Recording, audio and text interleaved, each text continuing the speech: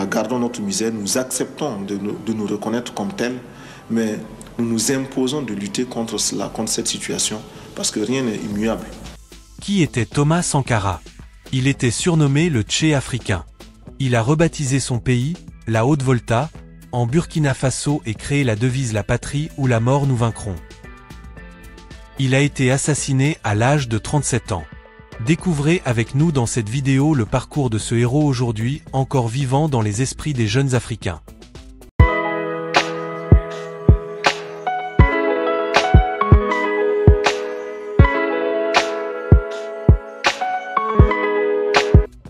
Thomas Sankara, capitaine de 33 ans, président de la Haute-Volta, ex-colonie française, à la suite d'un coup d'État le 4 août 1983.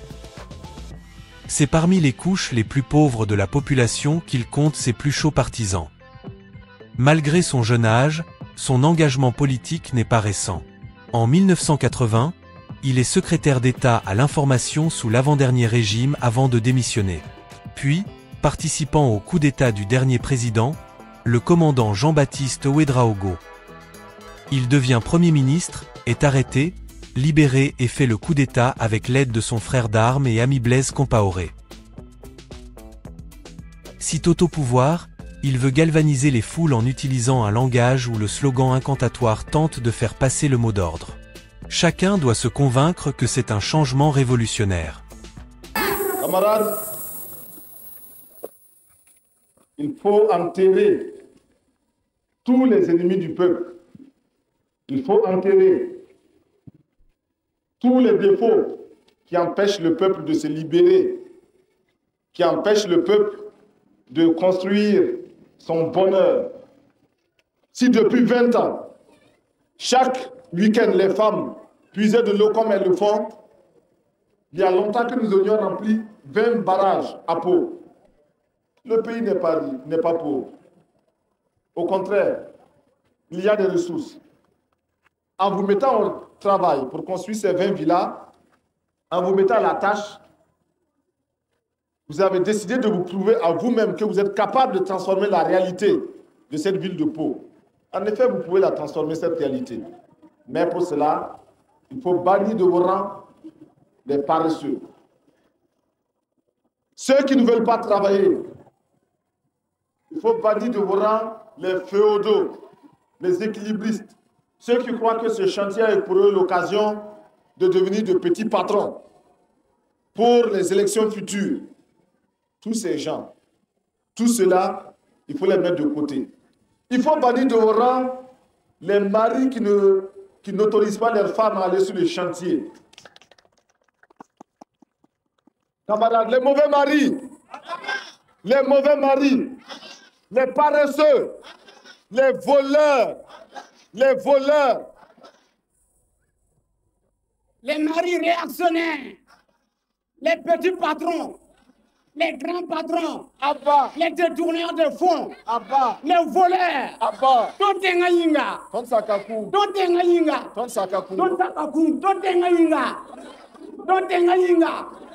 Vive la révolution! Vive le capitaine Thomas Sankara! On ne peut pas se développer sans mobilisation. Nous ne pouvons pas nous développer si le peuple lui-même ne prend pas son destin en main. C'est le peuple qui doit construire le pays. Ce n'est personne d'autre. C'est 20 villas aujourd'hui. Demain, ça sera 20 écoles. Ça sera 20 dispensaires. Ça sera 20 maternités. Et chaque année, ce sera comme ça. Camarades, l'impérialisme, le colonialisme, le néocolonialisme, le fantocisme, les voleurs, les paresseux, les détourneurs, les magouilleurs. Chaque province doit construire en effet 20 maisons pour les fonctionnaires d'ici le 4 août. Les loyers est ensuite utilisés pour les biens d'équipement. Les briques sont faites par la population avec du bancourt et très peu de ciment. L'État lui fournit le matériel. Afin d'entretenir le moral de ceux qui travaillent, le capitaine Sankara multiplie les visites de ses chantiers en mettant chaque fois la main à la pâte. Il aime montrer l'exemple, il a affectionné des gestes symboliques, Il est en train de se créer un personnage à la fois séducteur et menaçant. Son style, son souci du moindre détail, son attention à chaque chose. Son engagement étonne et lui attire un certain nombre de sympathies. Sa politique est notamment basée sur l'autosuffisance alimentaire. Il veut l'atteindre pour lutter contre la misère et la faim. Dans certains pays, seulement 4% de la population réussit à nourrir toute une population de plus de 200 millions d'habitants et même à exporter et à constituer autour de l'agriculture une puissance économique. Il n'est pas normal qu'ici, à plus de 90% d'agriculteurs, de cultivateurs, de paysans, nous ne soyons pas encore en mesure de nous autosuffire. Dès son accession au pouvoir, le capitaine Sankara a effrayé certains milieux qui le considéraient comme étant l'homme de Kadhafi, l'homme de la Libye. Monsieur le Président, est-ce que vous pourriez définir de manière précise les relations que vous entendez mener avec la Libye? Ces relations avec le colonel Kadhafi ont beaucoup fait parler, mais je pense qu'à ce niveau, il n'y a pas d'inquiétude à se faire quand on a à s'adresser à des gens responsables. Et c'est notre cas. L'homme de la Libye, peut-être que la Libye a des hommes. En tout cas, il n'en a pas ici. En tout cas, ce n'est pas moi. Je suis au contraire un voltaïque qui connaît ses réalités, la misère de son peuple, et qui voit aussi comment ailleurs d'autres ont eu le courage de prendre leurs responsabilités. Nous n'avons pas honte de dire que nous traitons avec Kadhafi, nous n'avons pas honte de dire qu'à certains moments, il nous a aidés à notre demande, et quand certaines de ces aides ne nous convenaient pas, nous le lui avons dit. Mais de là à dire que nous sommes influencés par Kadhafi, c'est absolument faux. Absolument faux parce que nous ne faisons pas ici ce que fait la Libye. D'abord, Lord Volta n'est pas la Libye. Ensuite, moi, je ne suis pas Kadhafi. Les voltaïques ne sont pas libyens. Cela est très important. Nos positions n'ont pas toujours plu. Mais nous voilà nous connaissons un dilemme. Soit taire nos positions que nous considérons comme vraies, donc taire la vérité. La vérité, c'est ce que chacun de nous a sa vérité, bien sûr. Nous n'avons pas la vérité absolue. Donc, consciemment mentir pour bénéficier des grâces de ceux qui peuvent nous aider ou de nos partenaires qui sont délicats et puissants. Ou alors leur dire la vérité dans la conviction, dans l'intime conviction que nous rendons service à notre peuple et à tout autre peuple. Aux Nations Unies, nous sommes membres du Conseil de sécurité des Nations Unies.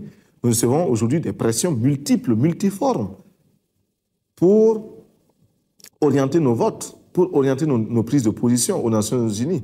Pouvons-nous nous taire lorsque l'on agresse un pays parce qu'il est petit? Pouvons-nous nous taire lorsque l'on envahit un autre pays? Nous estimons que si nous sommes aux Nations Unies et au Conseil de sécurité, et si nous n'y sommes pas simplement pour compléter les effectifs et pour la foire, nous devons avoir le courage de dire au nom des peuples qui nous ont fait confiance, car il s'agit de vote, et la Haute-Volta a eu plus de 104 pays qui l'ont élu, nous devons représenter leurs intérêts.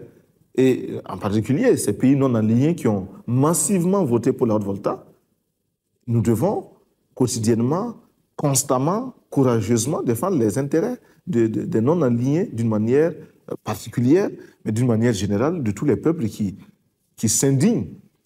Si nous ne voulons pas que le Conseil de sécurité des Nations Unies et les Nations Unies en général deviennent une caisse de résonance manipulée par quelques tambourinaires puissants, il nous faut, nous, membres, y exercer tout notre droit, même s'il est limité du fait que quelques-uns ont un veto qui est omniprésent. Nous avons donc des pressions. Mais malgré tout, une grande puissance comme la France, comme les États-Unis ou comme l'Union soviétique, s'ils décident de retirer une partie de l'aide qu'ils vous apportent actuellement, peuvent vous mettre dans de graves difficultés intérieures. Mais c'est vrai. C'est la raison pour laquelle nous sommes obligés de lutter contre l'impérialisme et ses manifestations. L'impérialisme, aujourd'hui, sait qu'il est très important, il est plus utile pour lui de nous dominer culturellement, beaucoup plus que militairement. La domination culturelle est la plus souple, la moins coûteuse, la plus efficace. Et c'est pourquoi nous disons qu'aujourd'hui, pour renverser le régime de Haute-Volta, il n'est peut-être pas nécessaire d'amener des mercenaires puissamment armés. Il suffit simplement d'interdire l'importation du champagne ou du rouge à lèvres, je ne sais pas, ou des vernis à ongles, cela suffit à nous renverser. Parce que la petite bourgeoisie aujourd'hui est convaincue qu'elle ne peut se passer de ces produits-là. Eh bien, il nous faut travailler à décoloniser les mentalités. Nous travaillons à reconditionner notre peuple, à accepter de vivre tel qu'il est, à ne pas avoir honte de ces réalités, à s'en contenter et même à s'en glorifier. C'est bien si les autres vivent comme cela, mais c'est normal que nous vivions autrement. Nous l'avons choisi. Ils n'ont pas hésité à dire à d'autres pays, par exemple l'Union soviétique, que nous refusions une aide de l'Union soviétique qui n'était pas, de notre point de vue, à la hauteur de notre attente. Nous nous sommes expliqués et je pense que nous nous sommes compris. Mercredi, jour de réunion du Conseil des ministres. Ceux-ci s'y rentrent dans leur nouveau véhicule de fonction. En effet, là aussi pour montrer qu'on veut rompre avec d'anciennes habitudes, d'anciens privilèges, les Mercedes, symboles du pouvoir utilisé par les précédents régimes, ont été remplacés par des R5. Il s'agit de frapper par des mesures spectaculaires. Le président a même décidé de faire de la Cadillac décapotable de son prédécesseur l'objet d'une tombola nationale. Ainsi, celui qui l'aura gagnée pourra l'utiliser sans être soupçonné d'enrichissement illicite. Outre le capitaine Sankara, l'équipe gouvernementale est composée de militaires et de civils. Tous doivent avoir un engagement total et en particulier multiplier les contacts dans le pays. Tous les ministres civils ou militaires sont armés. Ils ont reçu une Kalachnikov que certains apportent même aux réunions du Conseil. Chacun d'ailleurs subit un entraînement militaire pendant quelques jours. La vigilance est de mise pour chacun dans un climat d'insécurité. Autre mesure de précaution, les lieux où se tiennent les conseils des ministres changent constamment. Ils ne sont connus qu'une demi-heure avant l'heure prévue. Le travail des ministres est chargé. Le programme qui est proposé aujourd'hui est aussi difficile. Pour toute l'équipe gouvernementale, il va représenter un effort considérable. Là aussi, chacun doit avoir ses dossiers bien préparés, bien étudiés. Le capitaine veille à l'engagement de chacun de ses ministres. La révolution, si elle promet un avenir radieux, elle part d'abord de sacrifices permanents. Et ces sacrifices, nous sommes décidés à les assumer. Et nous formons quotidiennement notre peuple à les accepter. Nous savons qu'ils sont lourds, très lourds. Ces sacrifices, nous avons demandé aux fonctionnaires de renoncer à une partie de leurs indemnités, parce qu'ils sont des privilégiés. Cela, vous vous en doutez, ne peut pas être bien accueilli partout. Ces sacrifices, nous demandons aux voltaïques de se mobiliser. Si ailleurs, si dans certains pays, on a pu détourner un fleuve, en Volta, nous pouvons bien le faire parce que nous avons des bras aussi vigoureux. Ces sacrifices, nous les imposons au gouvernement, aux membres du gouvernement auxquels nous imposons un rythme de vie, un train de vie très modeste. Nos ministres ne sont pas autorisés à voyager en classe première, en première classe dans les avions. Ils prennent les classes touristes. Et même quand il est possible de les faire voyager par les avions charter, nous le faisons. Nous avons suspendu pour une longue période les brasseurs d'air, l'air conditionné dans les bureaux, etc. Nous avons supprimé les indemnités des ministres, du président, etc. Nous les avons tous ramenés à leur salaire d'instituteurs quand ils étaient instituteurs, de professeurs, de médecins ou de capitaines, dépouillés de toutes autres indemnités.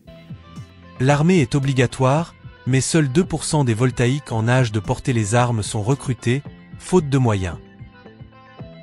En Haut-de-Volta, c'est une chance et un privilège comme ailleurs en Afrique, que de devenir soldat.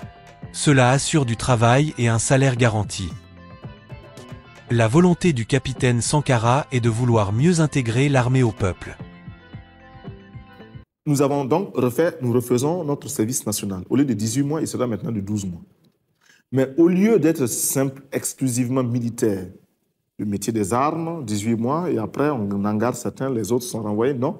Ce sera un service où il faudra apprendre bien sûr le maniement des armes pendant un certain temps, une période donnée, mais une autre période, à peu près les 3/4 du temps de service, ces 3/4 seront consacrés à la production, sous l'encadrement militaire bien sûr. Pourquoi nous faisons cela ? D'abord, nous disons que la défense du peuple incombe au peuple. Et il faut que le peuple se mobilise, il faut que le peuple soit en armes, car nos ennemis sont nombreux. Tout le monde n'acclame pas la révolution voltaïque et tout le monde n'a pas entré l'âge de guerre contre nous. Et aussi, nous estimons qu'il n'est pas question de confier la défense du peuple à une minorité, si spécialisée soit-elle. Non, c'est le peuple qui se défend. Et c'est le peuple qui décide de faire la paix quand il ne peut plus poursuivre la guerre. C'est le peuple qui décide du budget de l'armée. C'est le peuple qui décide de ce que doit être l'armée. Il ne faut pas qu'il y ait une armée, une aristocratie au-dessus du reste du peuple. Nous voulons casser cela. Et même nos galons, nous voulons transformer tout cela pour que l'armée, enfin le militaire se fonde dans son peuple. Mais les militaires voltaïques auront à produire, à participer à la production agricole, plus tard industrielle, et d'une manière générale à la vie économique. Et déjà, nous enregistrons des succès, des résultats très, très, très positifs dans toutes les casernes, répondant à un mot d'ordre que nous avions lancé il y a un certain nombre, il y a quelques mois. Les militaires se sont mis à construire des poulaillers et procèdent à un élevage des poulets qui est de plus en plus intéressant. Quelle était la consigne pour les soldats? La consigne était un quart de poulet par militaire et par semaine. C'est un minimum. Nous savons que si ce quart de poulet par militaire et par semaine est réalisé, il y a une amélioration de l'alimentation. Il y a aussi un désintéressement de cette couche de salariés réguliers que sont les militaires par rapport au marché du poulet, de la volaille, ce qui va nécessairement baisser le prix de la volaille pour d'autres clients que sont les civils. Et puis, l'effet d'entraînement, c'est que le militaire qui le fait pour lui-même, qui le fait parce que son chef lui a donné l'ordre de le faire, sera tenté de le faire pour lui-même à domicile. Et puis, forcément, cela fera tache d'huile. Bon, du reste, déjà, certains militaires ont estimé que ce mot d'ordre, un quart de poulet par militaire et par semaine, n'est pas suffisant. Et ils font un demi-poulet. Et il y en a même qui prétendent qu'ils feront un poulet par militaire et par semaine. Nous demandons que cela, parce que la révolution, c'est aussi vivre dans l'opulence, c'est vivre dans le bonheur, mais le bonheur et l'opulence pour tous, non pas pour quelques-uns. En 1984, il décide de changer le nom du pays. La Haute-Volta devient le Burkina Faso. Haute-Volta, cela ne voulait rien dire pour personne, en particulier pour nous, Burkinabés. Et c'est un nom qui ne nous renvoie qu'à un passé colonialiste. Par contre, Burkina Faso est un nom puisé dans le terroir même, qui a une signification dans notre langue. Qui veut dire patrie des hommes honnêtes. Profondément anti-impérialiste et anticolonialiste, il a toujours refusé que son pays dépende de l'aide internationale. Nous attendons que les pays riches, vis-à-vis des pays moins riches comme nous autres, aient une attitude moins paternaliste. En 1987, lors du sommet de l'Organisation de l'Unité africaine d'Addis-Abeba en Éthiopie, il prononce un discours percutant demandant aux pays africains de ne pas rembourser leurs dettes. Le président du CNR et du FASO aborde maintenant le problème de la dette des pays africains. Ne peut pas être remboursée. La dette ne peut pas être remboursée parce que, d'abord, si nous ne payons pas, nos bailleurs de fonds ne mourront pas. Soyons-en sûrs. Par contre, si nous payons, c'est nous qui allons mourir. Soyons-en sûrs également. Monsieur le Président, ma proposition ne vise pas simplement à provoquer ou à faire du spectacle. Je voudrais dire ce que chacun de nous pense et souhaite. Qui ici ne souhaite pas que la dette soit purement et simplement effacée? Celui qui ne le souhaite pas, il peut sortir, prendre son avion et aller tout de suite à la Banque mondiale payer. Tous nous souhaitons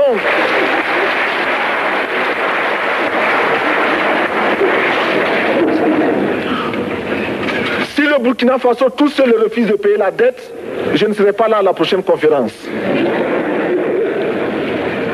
Par contre, avec le soutien de tous, dont j'ai besoin,